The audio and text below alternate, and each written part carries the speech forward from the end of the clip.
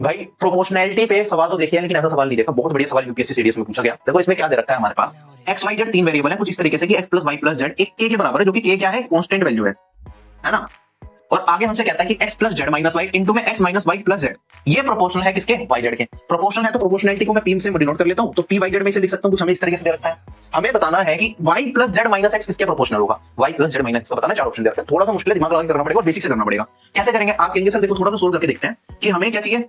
ये इक्वेशन दे रखी है तो कहीं ना कहीं इसका यूज इधर करना पड़ेगा। अब यहाँ पे अगर मैं सोल्व कर रहा हूं तो मेरे पास यहाँ पे x प्लस जेड का मान अगर मैं निकालूंगा तो क्या आएगा, k माइनस वाई आएगा। यहाँ पे k माइनस वाई पुट करूंगा तो ये वाली वैल्यू क्या हो जाएगी, k minus y square, k minus 2y sorry, यही आएगा।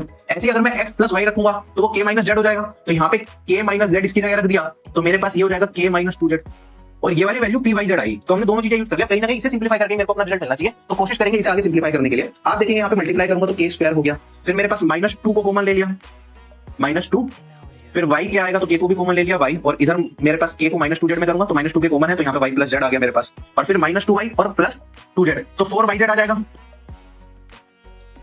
और ये पी वाई जेड के बराबर। आप देखेंगे 4yz को अगर उधर ले जाऊं तो मेरे पास ये p माइनस 4 और यहाँ पे yz आ जाएगा।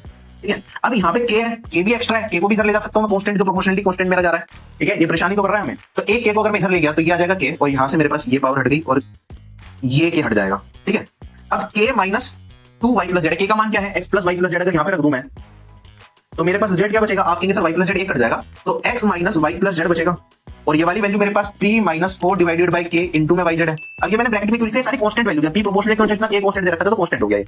अब मेरे को मान बताना है y plus z minus x का, तो y plus z minus x करना है तो इसके लिए हम बाहर यहाँ पे माइनस लगा देंगे, और ऐसे ये सेम वैल्यू आगे जो हमें निकालनी है यहाँ पे भी माइनस लगा दो बाहर। ठीक है, तो मैं कह सकता हूँ यहाँ पे y plus z minus x किसके प्रोपोर्शनल हो गया, ये माइनस अंदर ले गया तो 4 minus p divided by k into में yz। ये तो कांस्टेंट टर्म है तो किसके प्रोपोर्शनल हो जाएगा, ये yz के ही प्रोपोर्शनल होगा।